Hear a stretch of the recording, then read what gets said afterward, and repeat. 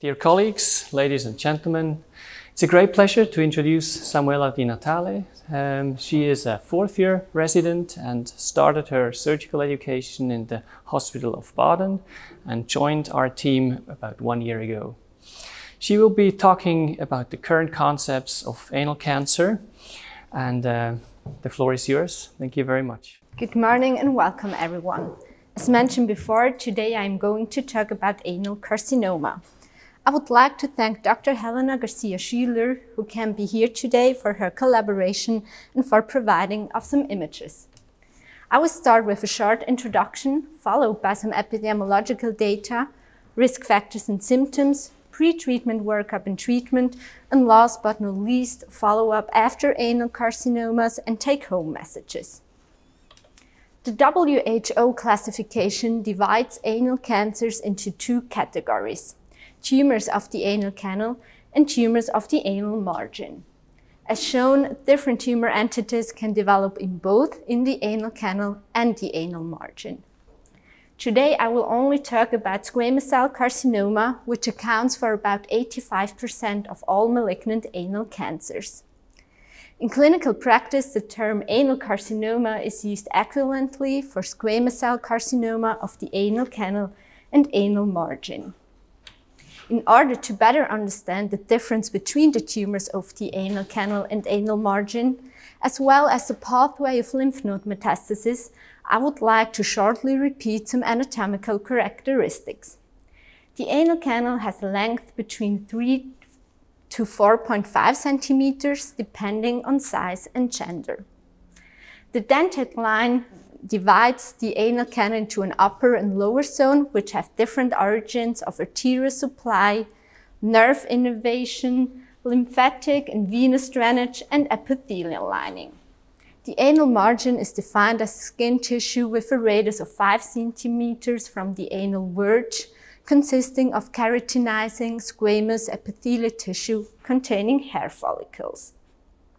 So as I mentioned before, there's a different lymphatic drainage in the upper and lower zone, which determines the pathway of lymph node metastasis. In the upper zone, the lymphatic drainage goes to the perirectal lymph nodes and along the internal iliac artery, and in the lower zone to the inguinal lymph nodes and external iliac lymph nodes. Anal cancers accounts for about 1 to 2% of all gastrointestinal carcinomas. According to the Global Cancer Observatory, the incidence in 2018 was 0.53 per 100,000 people worldwide and 1.4 per 100,000 people in Western Europe. The reported mortality in 2018 was 0.2 per 100,000 people worldwide and 0.25 per 100,000 people in Western Europe. Most patients were diagnosed at the age between 58 and 64. As shown in the image on the right, there's a female predominance. In Western Europe, the ratio is almost 1 to 2. In the past 30 years, an increase in incidence has been observed. Now, according to population-based case control studies, different risk factors for anal carcinomas have been observed. Can you tell me one of the risk factors for anal carcinoma? Maybe men having sex with men? Yes, that's right. So, lifetime number of sexual partners, receptive anal intercourse, men having sex with men, HPV and HIV infection, as Massimo told, history of sexually transmitted disease, history of cervical, vulvar or vaginal cancer, immunosuppression after solid organ transplantation, and cigarette smoking have been found to be risk factors for anal carcinomas. The relative risks of the 3 most important risk factors have been reported to be 50 in men having sex with men, 33 in patients with HPV infection, and between 15 and 35 in patients with HIV infection. Due to a recent lecture about HPV infection and HPV-related lesions, I will only summarize the most important relations between HPV infection and anal carcinoma. Up to 93% of anal carcinomas are associated with a HPV infection, most commonly with HPV 16. A persistent infection with a high-risk form of HPV is associated with a higher incidence of anal carcinoma. High-grade anal squamous intraepithelial lesions are considered to be possible precursors of anal carcinomas, and the progression of high-grade squamous intraepithelial lesions to invasive carcinomas is related with HIV seropositivity, a low CD4 count, a high-risk HPV infection, and higher level of DNA of high-risk HPV types in the anal canal.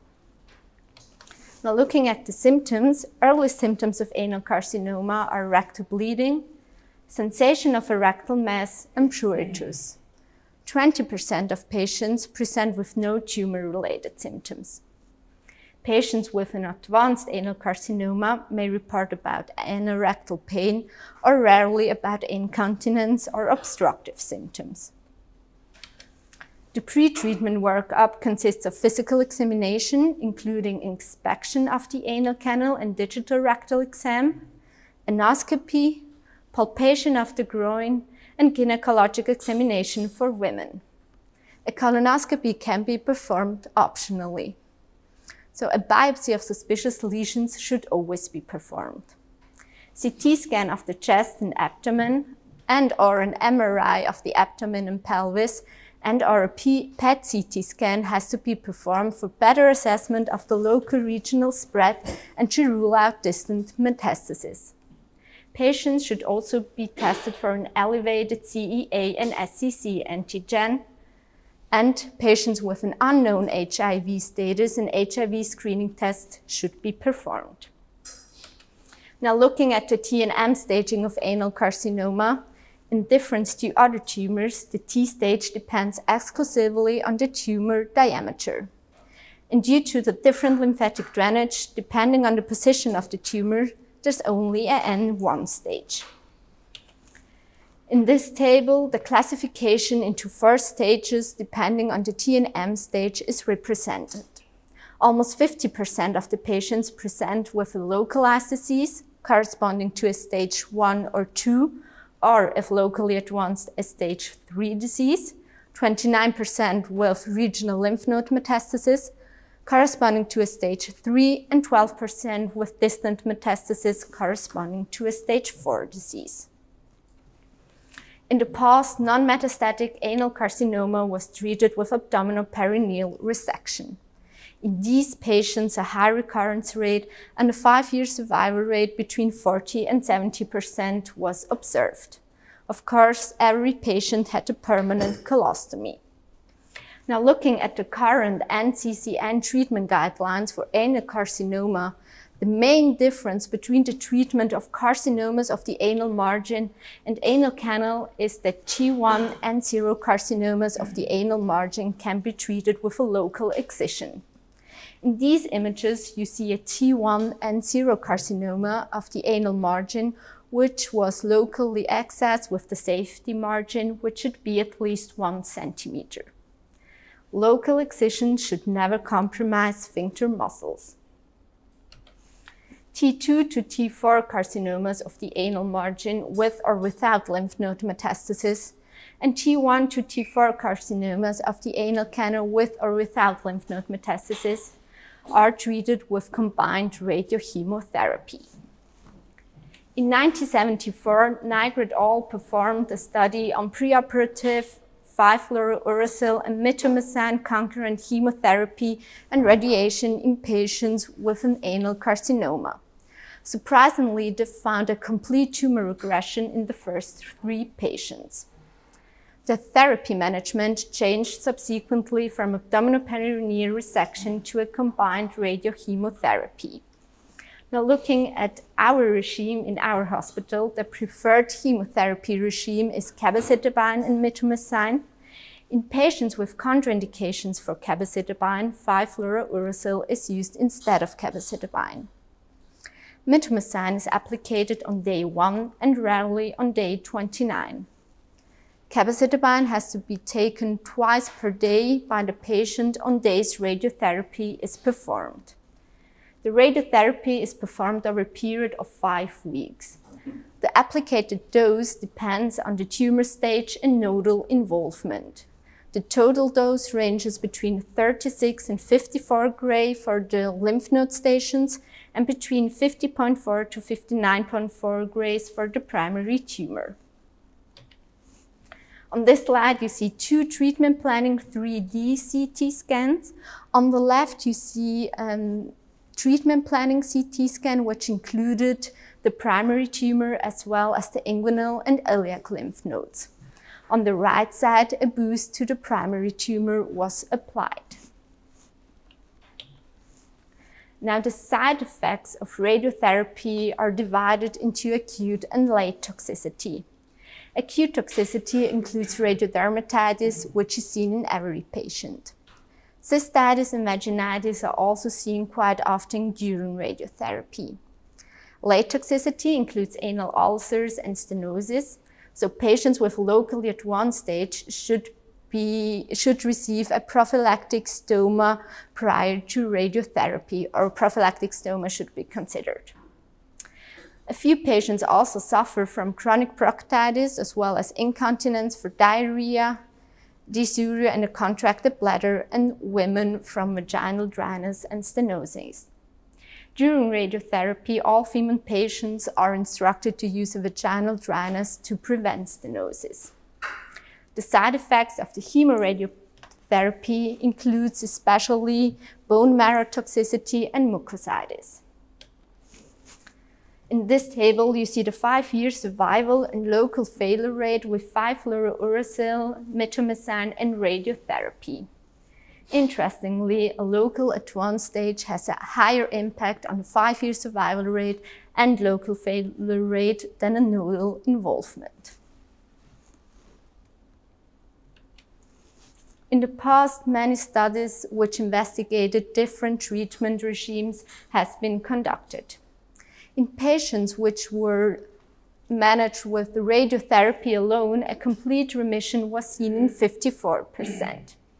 The colostomy-free survival was 32% lower and the death rate 14% higher compared to patients which were treated with radiotherapy, 5-fluorouracil, and mitomycin. They also had a 13% higher relapse rate at 5 years. Now, in 2014, a retrospective study who compared 5-fluorouracil and mitomycin and radiotherapy to radiotherapy and cabazitaban and mitomycin was published in the British Journal of Cancer. 5-fluorouracil compared to cabazitaban, or better, cabazitaban compared with 5-fluorouracil showed no inferiority. The complete remission, colostomy-free survival, and overall survival rates were comparable. A complete remission was seen in about 90% at week 26. The colostomy-free survival ranged between 65% and 80% at 3 years, and the overall survival about 18% at 3 years. Now I would like to show you some pictures of a patient with a locally advanced carcinoma of the anal canal. As you may see on the CT scan on the left, there's a quite big lesion in the anal canal, which was about 5 to 6 to 8 centimeters.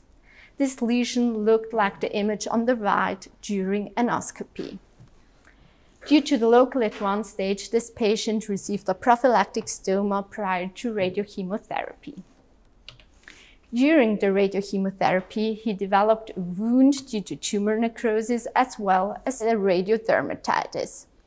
After completed radiochemotherapy, the wound as well as the radiodermatitis healed completely. So the third picture was taken about 2 months after completed radiochemotherapy, and the fourth picture about 6 months after completed radiochemotherapy. And this CT scan was taken 8 weeks after completed radiochemotherapy, and you see that there's only a small lesion left. Now, after the completed radiochemotherapy, an evaluation after 8 to 12 weeks with physical exam and digital rectal exam has to be done. If a complete remission is seen, the patient can or has to be surveilled regularly. The surveillance in our hospital is represented in this slide.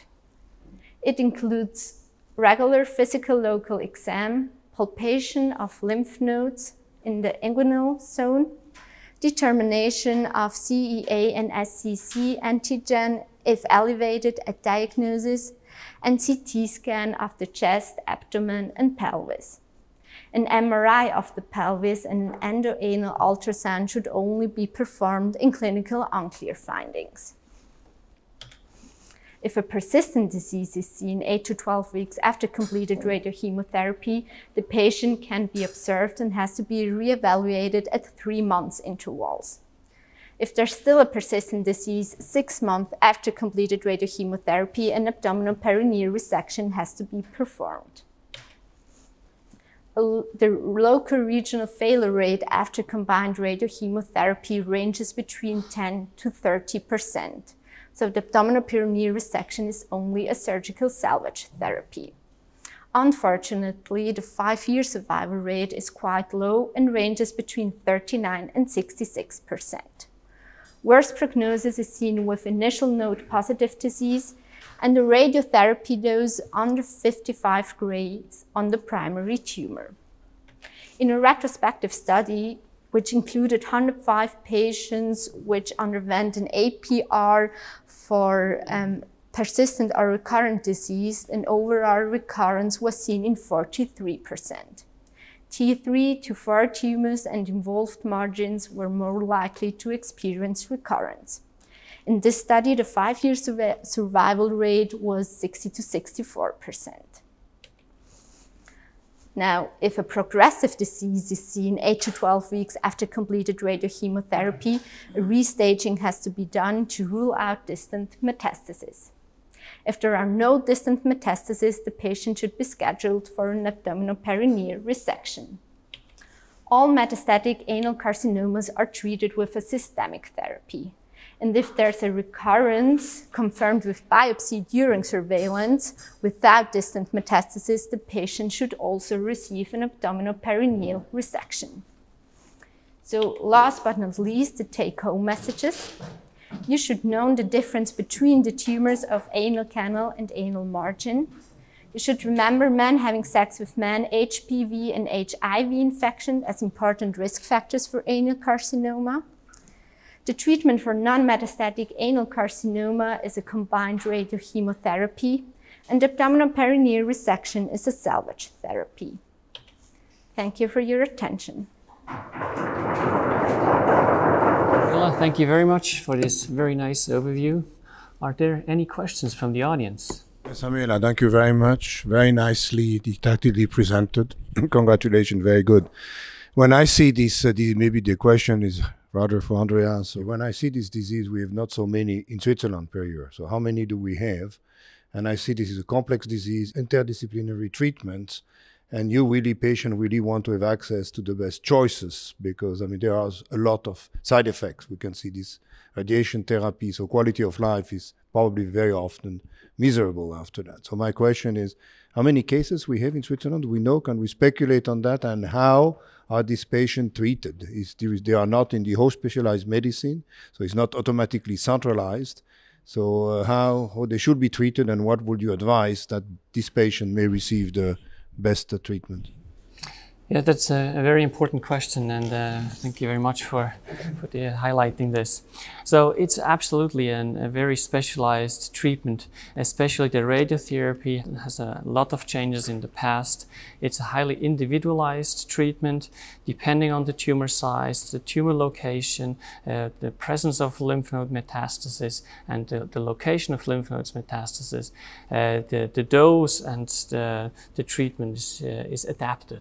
So there is no centralization of these tumors. So any hospital with a radiotherapy can treat those patients.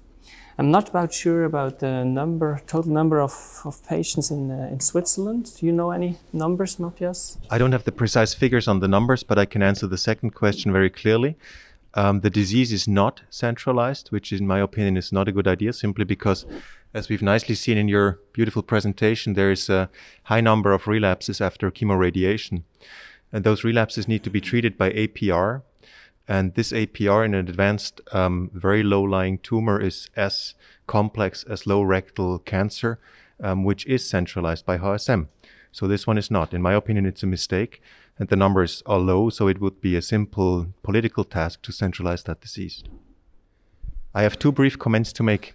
Again, beautiful presentations, and you've highlighted that nicely. One thing is the determination of complete remission. That has to be done at 6 months, and you've shown the graph where we already start doing examinations at 3 months, but at 6 months is where we determine complete remission or not. We see a number of patients with partial remission at 3 months, and it's important to not directly go for abdominoperineal resection at 3 months, because many of these patients will ultimately develop complete remission at 6 months. The second thing is the bad outcome after salvage abdominoperineal resection. That is our experience as well, and the problems that we have seen in multiple of these in multiple patients are that these patients develop early lymphatic recurrence, especially aortic nodal disease, and that is rapidly progressive. It leads to rapid systemic disease progression and ultimately to early mortality in these patients. So when they're not under control locally, they very quickly develop rapidly progressive systemic disease. Again, very nice presentation. Thank you. Great, good. Other questions? Then thank you very much for your talk. Thank you.